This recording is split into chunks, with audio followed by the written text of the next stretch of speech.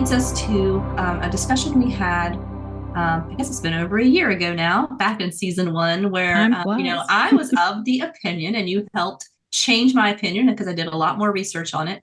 I was originally of the decision of, it could not be both, right? Autism and narcissism, they are rule outs. If one has one, they did not have the other. Oh, that's not in the DSM, but they're not rule outs. But that was kind of my personalized. I was doing the research. As you and I were talking, and you pointed me in the direction of some resources, and as I studied a little bit more, I was like, you know what? Autism is neurology, and this narcissism is, well, it's a pathology, and it can come from trauma, it can come from many different things, and so there's different things at operation. So if someone is narcissistic and autistic, let's talk about that combination.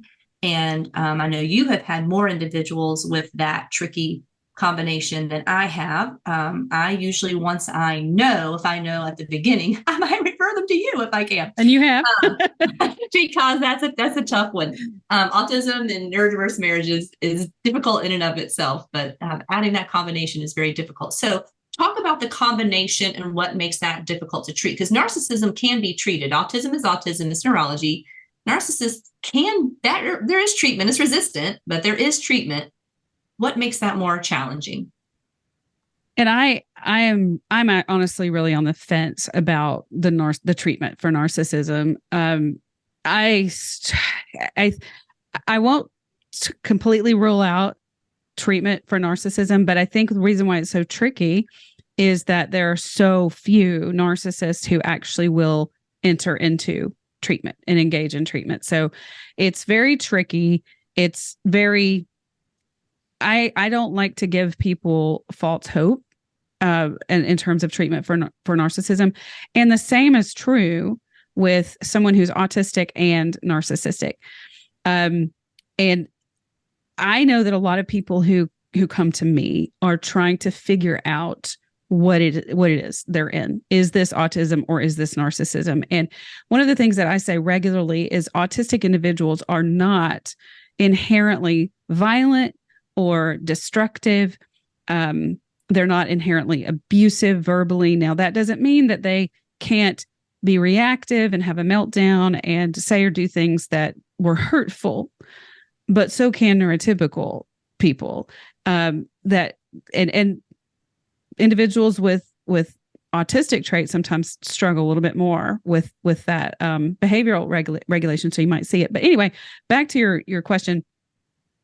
When someone I've seen a couple of different things, and there is no research being done on this. And honestly, there needs to be. It's something that I would love to try to do in all my spare time. But one of the things that I see is the individual who has those genetic traits. There's the background, the history, the neurodivergences, not just, across, multiple, we've got sensory differences, we've got social skills challenges, executive dysfunction, all that. And then we've got the personality disorder, which it's essentially when someone is narcissistic, then the regard for others is not present. And where that's different from an autistic individual who struggles to recognize someone's perspective, the struggle is in the recognition of it and in the understanding that other perspective exists, but there's still a regard for that other human being. As there's not an apathetic attitude toward, well, not only do I not recognize your perspective as valid, but I don't care. I don't care if you're hurt. There's the I don't care piece. This is hard to tweak out sometimes, because when a couple is arguing or there's a antagonistic dynamic there, sometimes we can get apathetic toward our partners. I call it being in the boxing ring. We get antagonistic and it can feel that way. But there's a difference between that being a reaction to the relationship and that being a core trait for this person, where there's this apathetic disregard for the well-being of other human beings in general, not just a partner, where there's just no, and then again, It's hard to tweak out sometimes because people have come to me and said, well, somebody died and my autistic partner just didn't seem to care. And what I've seen with autism sometimes is that's not a narcissistic or, a personality disorder reaction. It's more of I've had my autistic folks say, well, yes, it's sad and it's tragic, but it's over. It's more of a black and white type of thinking. It's over and it's done and life goes on and we need to move on. There's still a regard for an awareness that there's loss, that others are grieving. There's just a different trajectory for how that takes place. Whereas someone who is narcissistic genuinely doesn't have regard for the people who are grieving or hurting someone else. There's just there's no care or concern for the harm to others. And as a matter of fact, a narcissist and someone also who's maybe antisocial personality, borderline personality, all of those personality disorders will oftentimes use another person's pain to get what they want, to manipulate. And so it's not just a lack of regard for what you're feeling, but I actually recognize what you're feeling. I recognize how you're hurt, and I'm going to use it for my gain. And that leads me to the second thing that I've seen. So you've got your true narcissistic personalities, which are related to personality development that doesn't happen in the developmental years and in childhood for various reasons. I won't get into all those details, but that's more of a true personality disorder. But the other thing I've seen is when an autistic person has learned a narcissistic script. And this is not a true personality disorder. It can be just as devastating, but we know that autistic individuals learn scripts as children. There's not that vicarious learning of relational type interactions, social interactions is not there as much.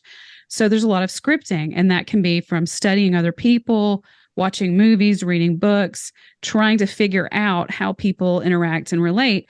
And if someone has had a model in a parent or a caregiver who is narcissistic, then that script can be learned of this is how I get to control the world. Because the world feels really out of control to autistic individuals. It feels it's like a mystery, understanding people.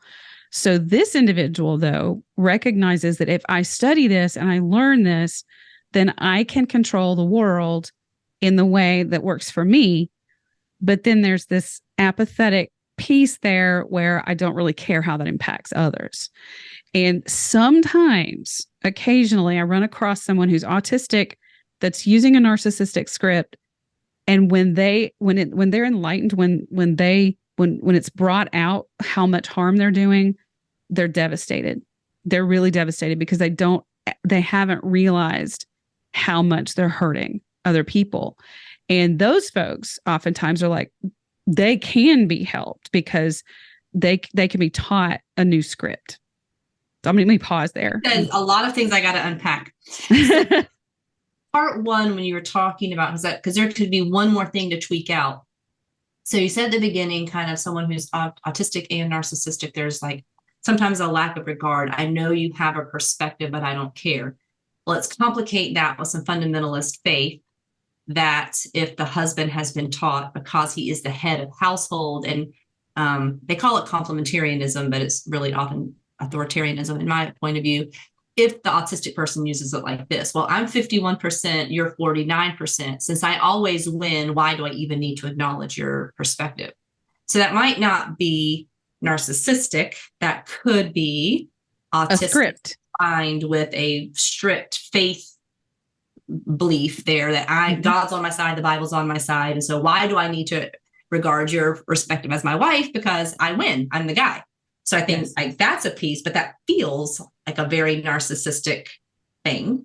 Yes. Then we got the combined, you say, where you can have both. And that one really is I really don't have regard for your feelings or perspective. Whereas my autistic guys, let's say something happened, there's been a grief or a loss, and their wife is like crying or grieving and they don't know what to do.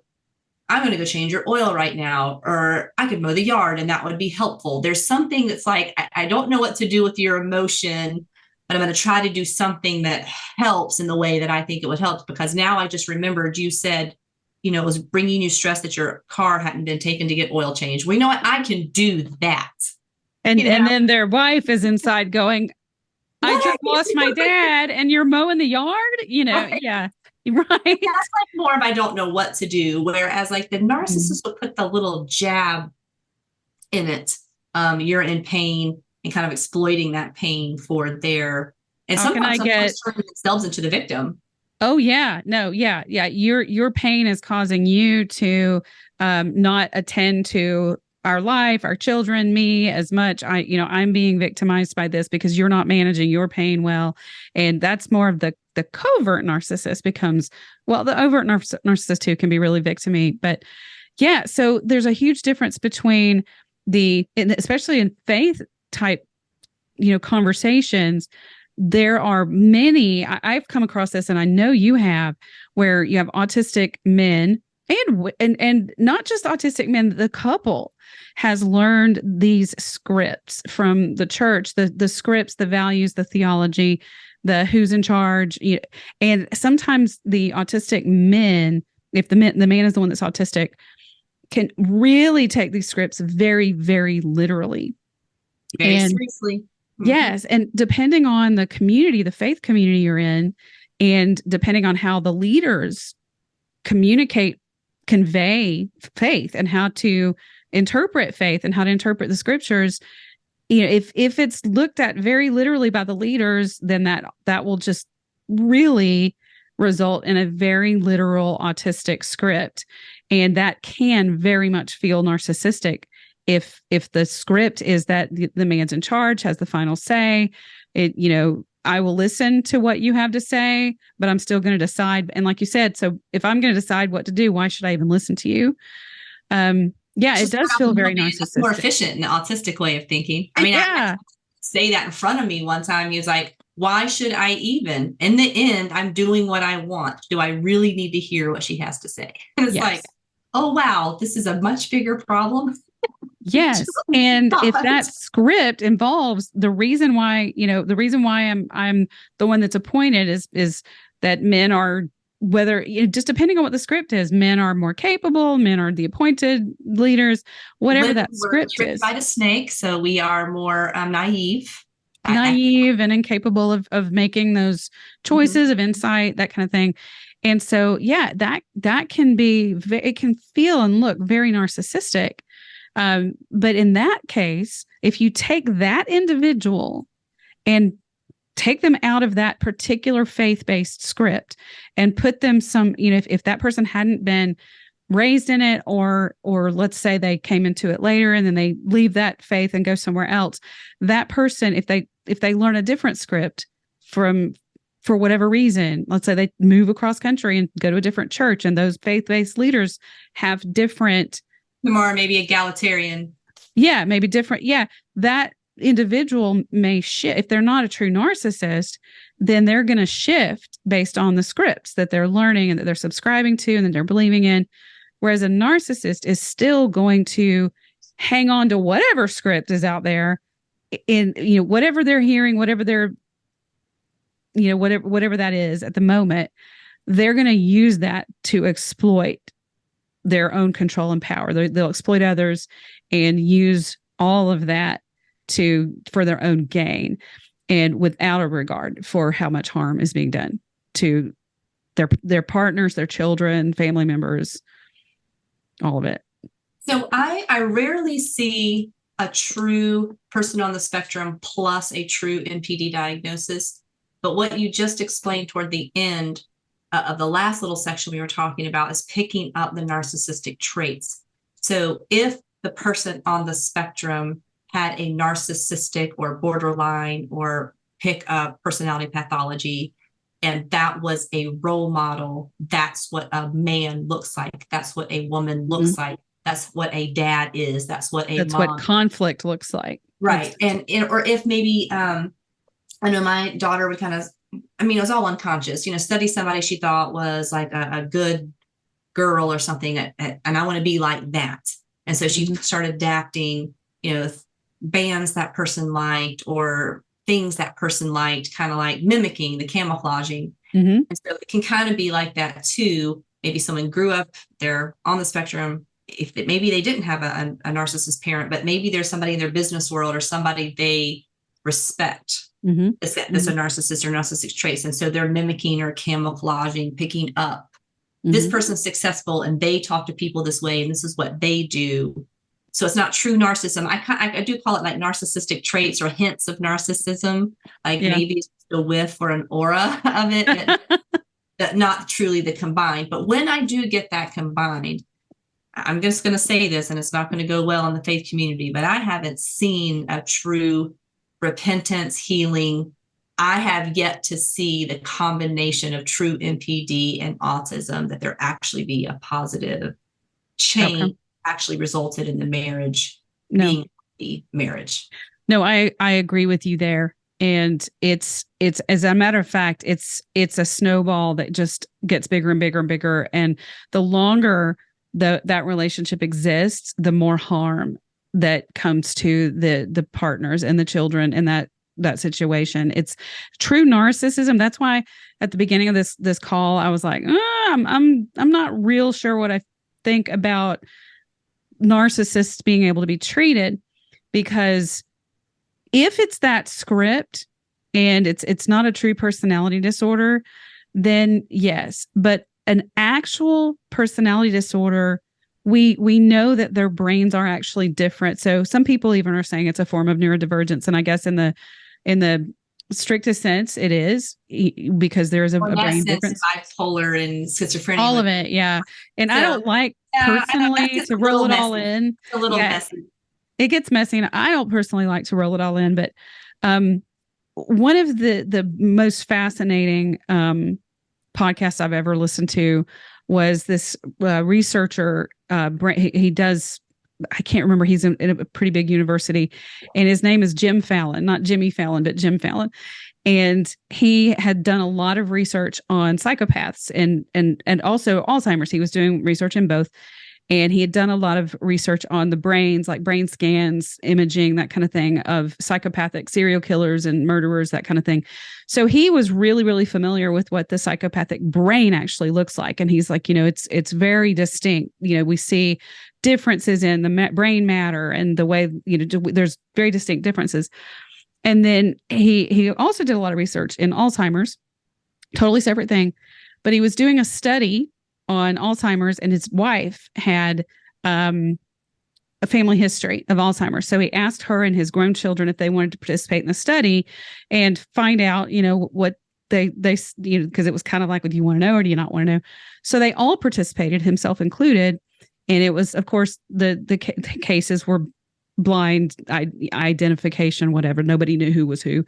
But he started going through all the results and came across a brain that was a psychopathic brain. And, he thought, wow, this is interesting. And so he, upon investigation, found out that it was his own brain. And at first he thought his lab techs were playing a funny joke on him, but they're like, no, we don't know. We don't know what that is. And so he found out that he has the brain that is identical of a psychopath. And he said he didn't even really think much about it. And he said, looking back, he's like, I reacted the way a psychopath would. He said, I was just kind of like, well, all right. But then eventually. It doesn't bother me any. It doesn't bother me. Exactly. And then this guy's well reputed, well respected, not a violent person, was in a 30-year marriage at this point, grown kids. And he asked his wife, or he told his wife about it. And she's like, yeah, I'm not surprised. And the more they talked about it, the more it came out how very apathetic he could be, but he's not a violent person, but he would easily make choices that could put someone in harm's way, as long as he kind of weighed it out and thought, well, this is what I want. And he shared some stories about it. But anyway, what I'm getting around to is that for a narcissist who also has a different kind of brain for various reasons, when our brain's developing up through the 20s, when that brain finishes developing, it's a done deal. Now, we know there are some things that are are changeable about the brain, some things we can learn and do. But an actual narcissistic brain is a narcissistic brain. That's a different brain than a brain that than someone who's learned a script. That's a different part, different process in the brain. So someone who genuinely never developed the ability to have regard for other human beings, it's like that window closed, that the ability to develop regard for other human beings and for their well-being is not there. So can a narcissist be treated? I think a narcissist may be able to learn how to change their behaviors in a way that doesn't harm people if there's an incentive there for them to do that. But will they ever really, truly do those things because of an intrinsic motivation to not harm people? I've never seen it. Yeah, I would have to put that into the realm of the supernatural. In a supernatural sense and something like that, I won't rule out there could be a divine intervention, but just therapy alone and just white knuckling it and just trying really hard and just going through treatment is probably not going to. It would probably take all of that in a supernatural event, which I do believe is possible, but not what you should hang on to. Like, I'm going to hang on to God changing his brain, and that's my strategy. And I think that that's a really important thing that you just said, because I'm certainly not going to rule out God either. I've experienced a miracle of my own in my lifetime, and I will not rule that out at all. But I think it's very important to know that statistically speaking, we don't know what God's motives are. We don't know, we can't be God in knowing that God's going to want to change this person even. It's the same quandary we have with, sometimes God saves people from cancer and sometimes he doesn't. We don't know when that's going to happen, but when the doctors are saying to you, you have stage 4 cancer, or you have cancer, and if you don't treat it, you're going to die.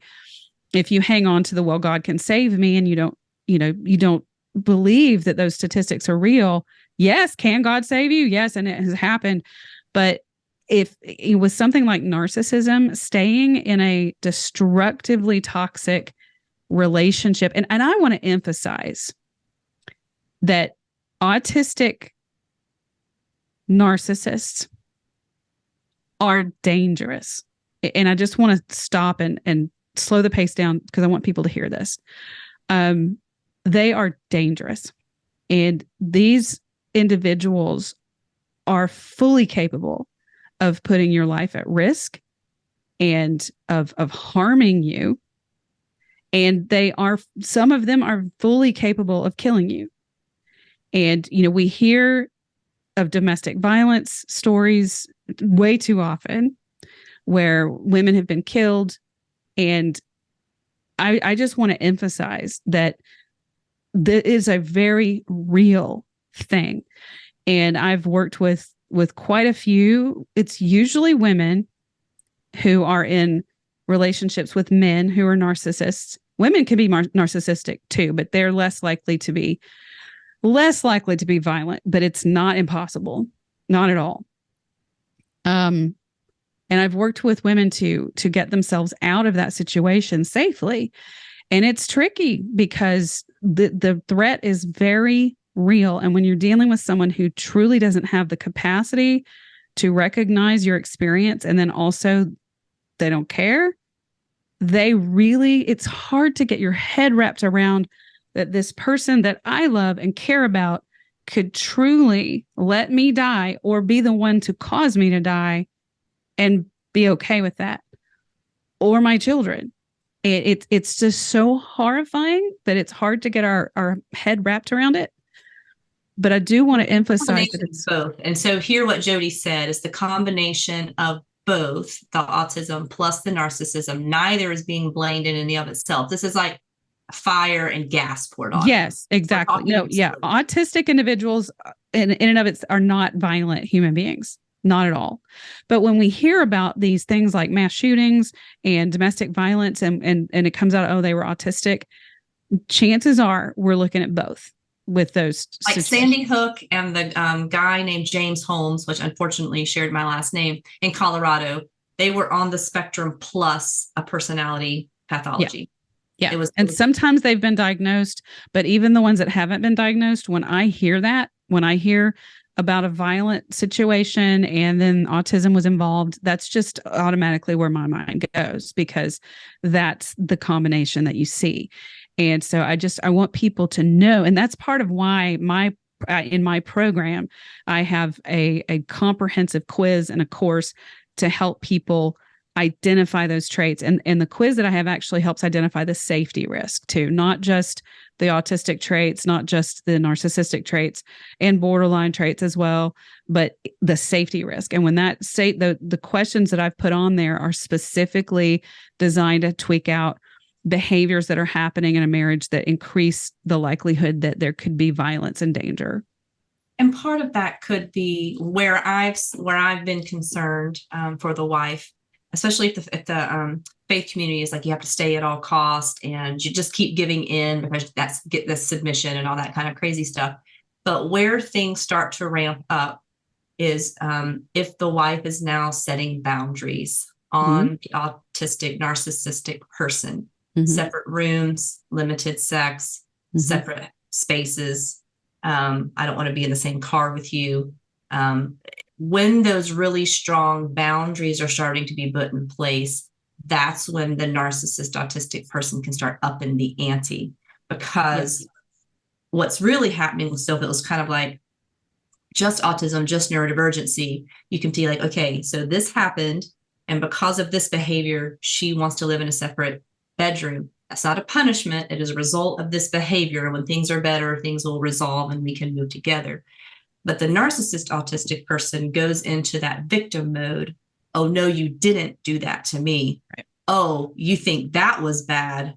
You haven't seen anything yet. Or the tit for tat, more revengeful thinking. Vengeful, vindictive. When I have to win. You're not going to beat me at this. Yes, absolutely. And it is a dangerous situation. Now, do you see the danger more in overt narcissism or covert? Would a covert be more sneaky behind the scenes, trying to pull people around you and like subverting and subterfuge? Or do you think either overt or covert could be, it's a different kind different reasons? Yeah, it's a different kind of danger. So an overt narc is one who may, go after you, like someone who literally may, go after you in a really violent kind of way. Whereas a covert narc may put you in very dangerous situations and they might be the one that drives very recklessly with you in the car, or let's say you break down on the highway and you call them and say, hey, it's interstate, it's 11 o'clock at night, and they just can't be bothered to come out and help you. Where, they can just very much contribute to the lack of well-being for you. And so it's hearing this is not the person you want to be making decisions for your health. Yeah, that's exactly right. And as a matter of fact, the hospital's going to call to make big decisions on your behalf. Yeah, I've seen that in a few situations where this population, this not the population, but where people have aged and they're getting older and they are dealing with health issues. And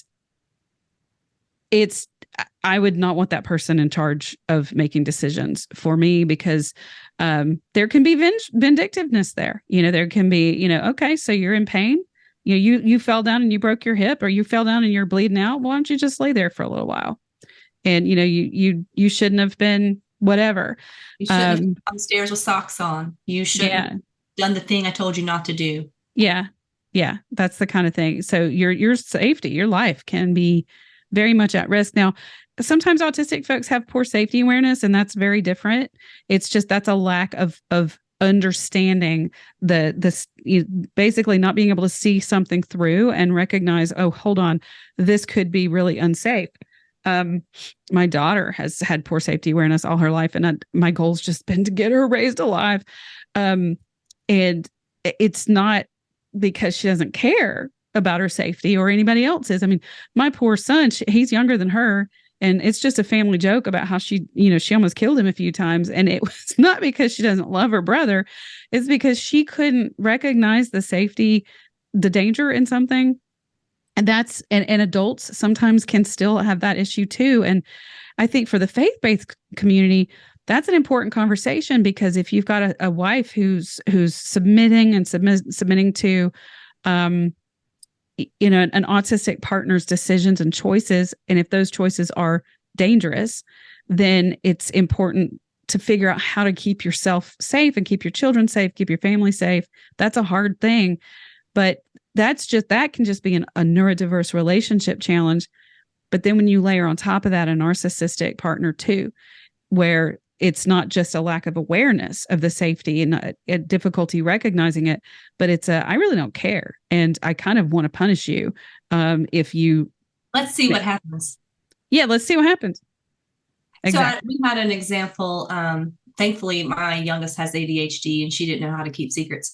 But I was away somewhere, and I don't know why Disney and Nickelodeon shows feature so many shows with kids out on a roof reading. Like that's a normal thing. You like open your window and walk out on a roof and you're reading a book. They really do. Now that you say that. My 2 girls convinced my husband while I was gone to let them up on the roof so they could read. And so Dan's like, well, I mean, if they just sit up there, that part of the roof is flat. I'm sure it's okay. But, don't tell mom, because, mom's, an anxiety person. But, so in his world, it's like, as long as nothing happened, then it should be okay. And if we don't tell mom, she won't be anxious. But of course, 2 days later, the youngest couldn't stand it. She's like, we got on the roof and we didn't fall off. And it's like, excuse me, come again? What happened here? So it was more of the, what are you upset about? Nothing happened. They were on, it was a flat part of the roof. It wasn't the big part of the roof, but still there was like not even the concept that like, what if they fell? What if they rolled off? What if because of ADHD and autism, they weren't paying attention and stepped in the wrong place? And so that wasn't like a disregard for their life. It was more of a, if you're careful enough, it should work. Yes. And let me just fast forward in time for you to show how that can be an issue across the lifespan. I have a family member right now, a couple some family members of mine, they're in their 80s, and he is most definitely autistic, retired engineer. And he still sees himself as capable of doing things. And mentioning the roof, he quite literally climbed out their 3rd-story window onto the roof a couple of weeks ago to do something. I don't even know what. But in he got back in fine, and he's like, oh, it's fine. I did, and he still does. He struggles with his vision, but he drives at night, and everybody in the family is trying to manage this situation. But what happens is he puts his wife in a lot of really dangerous scenarios. He's not narcissistic at all. But he does have safety awareness difficulties, and he's very rigid in his thoughts and doesn't, it's hard to help him see the harm he's doing to her.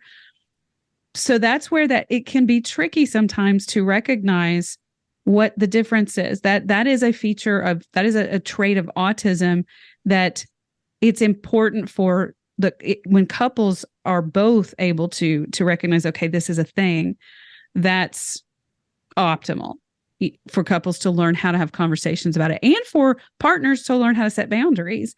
And an autistic person may push back and not like the boundary and may feel criticized and judged, and but they're not going to react vindictively and to punish you and to then turn around and put your life in danger.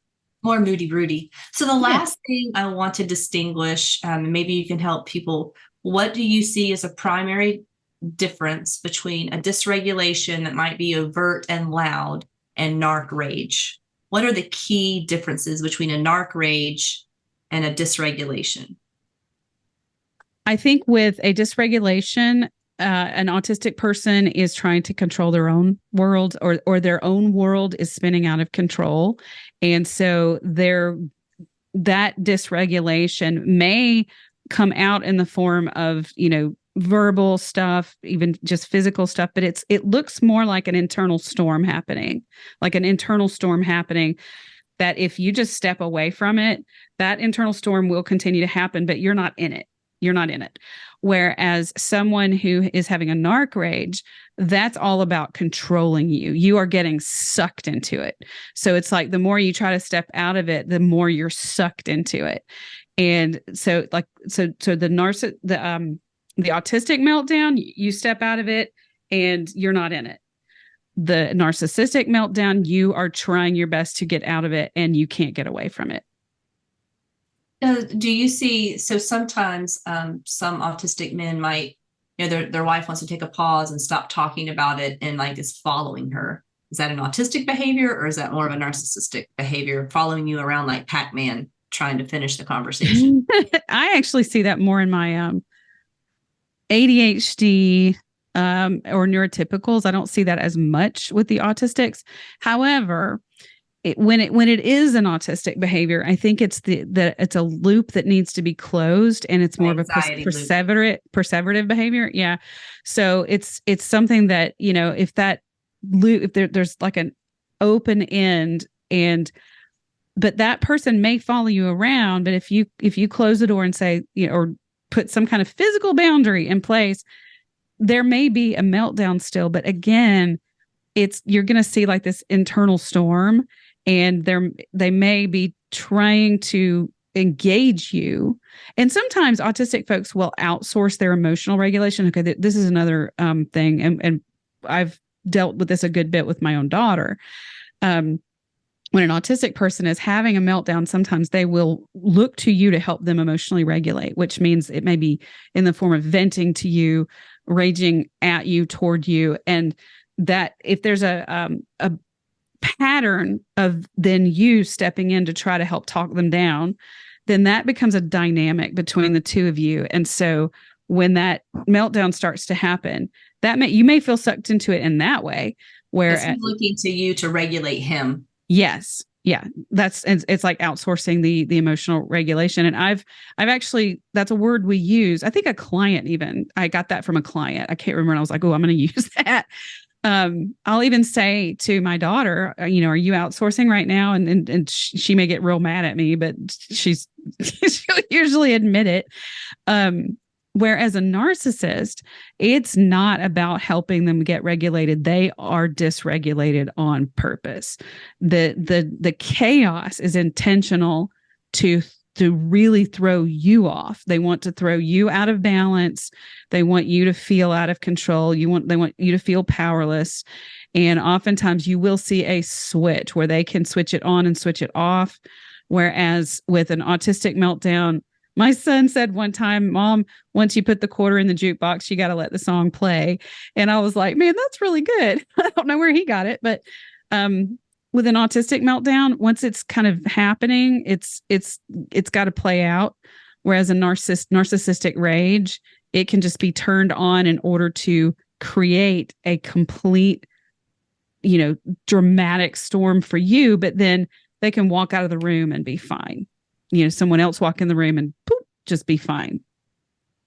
So an example might be, because a lot of couples, according to the research I just did, only 56% of my neurodivergent couples are living in the same home, same bedroom. So that leaves 40 plus something who are in separate rooms, in-home separation, or two different homes sometimes because that's how it works because of the dysregulation.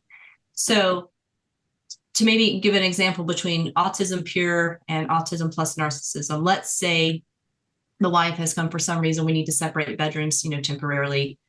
The autistic person may not like that because you've just regulated my stuff. There's a move, there's routine and structure. I don't like it. A little passive aggressive or moody, broody meltdown about it. Okay. The narcissist autistic might be, well, maybe let me one up you. You want me to sleep in a separate room. Maybe I won't even come home. Maybe I only want to be home for the holidays. Maybe I just will. So would you say that's like the difference between, yes, neither person's going to like maybe being in a separate room or living in a temporary separated situation, but the narcissist is going to one up it one more level to, and it's not exactly what you said, but I'm going to control it and make it what I want now. And I'm going to make it worse. Yeah. And there's more of a how dare you type, the autistic person may really be upset, and they may even use those words, how dare you move my stuff, but the upset, the discomfort that they're experiencing is more of the change in the routine, the change in the schedule, the change in the just what's expected, what's wanted. And it's just really uncomfortable to change. And then they oftentimes struggle with managing those emotions and may say things that are hurtful. But it's not about trying to control you. It's about trying to control their own world. Whereas, like you said, with the narcissist, that those changes may throw an autistic person into a really, they may feel disrupted by the change too, but then it's more of a, how dare you do this? You don't have the right to change my world. And I will, I'm like you said, I'm going to one up you. And it's then you want to make my life rough on me. I'll show you, I'll change up something in your world that you didn't expect. Yeah. And the covert narc is going to be more passive aggressive about that, whereas the overt narc, it's going to be a lot more obvious that you're being punished. Whereas the passive aggressive narc may do more passive behaviors, like when it's time to go visit family for the holidays, all of a sudden I don't feel so well, and now a lot of autistic folks don't want to go visit the family, but it's going to be more obvious that this is because of what you did. This is what you get. In a situation, there was a situation I know of. The person said they'd help wash dishes, but then there was a tiff. And so the person said, well, I'm just going to wash my dish and I'll wash the girl's dish, but I won't wash your dish. Yes. Yes. Over here, because you didn't appreciate all this other effort I did. Mm-hmm. Or if I'm going to make the bed, I'm going to make half the bed. Make my side of the bed unmade because I'm my equal fair share. You said I wasn't doing enough chores or fair share around the house. Well, I'm doing my half. And I just want you to know and see that I'm doing my half. Yeah, that type of passive aggressive stuff, I'm going to teach you a lesson. That's not really just autism. That's definitely a whole other layer. Well, Jodi, we could talk forever. We could. But I thank you for kind of weaving and teasing out some of these things. So because sometimes wives are really like, I don't know what I'm seeing. I'm not a clinician. Help me. What's this and that? And sometimes when you're in the situation, you're just not seeing it. So sometimes just people talking outside of it and bringing some clarity can go, oh, maybe something else is going on. Dr. Atwood would say, rarely is it autism pure, right? We know there HD, we know there can be OCD, and we know there can be trauma, we know there can be a mood disorder. But then when we cross into the pathology personality stuff, that gets super tricky and difficult because ADHD has meds and depression and mood can have some treatment and those things. And to get back to quote autism pure, but this one particular thing, the personality plus the autism, when there's a resistant to treatment because of the personality pathology, that makes this a much more complicated, and you use the word dangerous situation. Yeah, very dangerous. And, I'll just share about, one couple when I really first started realizing that this can be a script. I was working with a couple a few years ago, and she was just, I was meeting with him and of course, and he seemed like a really decent person, which narcissists can certainly come across as really nice and kind and charming kind of people. That's a script that can be there. But I really, usually when I'm working with a personality disorder, I get it. I can sense it pretty fast. It's a gut thing because of just little subtle ways that they communicate and interact. And I've learned to trust that because it just over time, it just always comes out to be that my gut was right. And I hadn't gotten that gut feeling from this guy. But yet she's telling me about some of his behaviors that were just truly, really, really abusive, like physically abusive, that I'm like, this doesn't add up to the man that I'm getting to know. And I was working with them individually and together, and come to find out he had a childhood and a parent who was likely a borderline personality mother. And we started talking about some of the scripts that he had learned about conflict and just even relationships. I think this woman had a lot of men in and out, like a revolving door, which we see a lot with borderline women. And there had been a lot of violence, a lot of physical abuse. And he truly, it's hard to fathom that someone might not realize what's abusive when it so clearly is. But he truly didn't understand that some of the things he was doing to his wife were abusive. And once we started, it started coming out, we started talking about it. He was genuinely just devastated. And she was thinking of leaving, and he just said, I don't blame you. We probably need to separate. And they ended up working with a narcissism specialist for him. And so I didn't keep working with them at that point.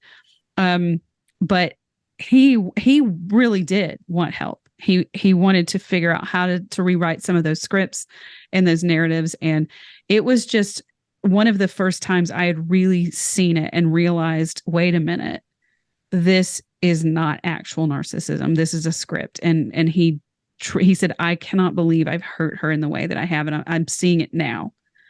But he was just devastated. So you don't get that. It's really hard to even see a narcissist ever really truly be remorseful, repentant, because of course they did nothing wrong. A true narcissist will never. Now that they may love bomb and they may say they're sorry, but you will not see actions following that. Following, they will not follow up with actual actions to change their behaviors. It may be temporary behavioral actions, but there's a difference. You learn to recognize the pattern. That's a pattern of making nice versus an actual change and shift in really understanding what I've done and how to change that. Well, thank you so much. From TBI, TIA, differentials to narcissism. We covered a wide range. Covered a lot.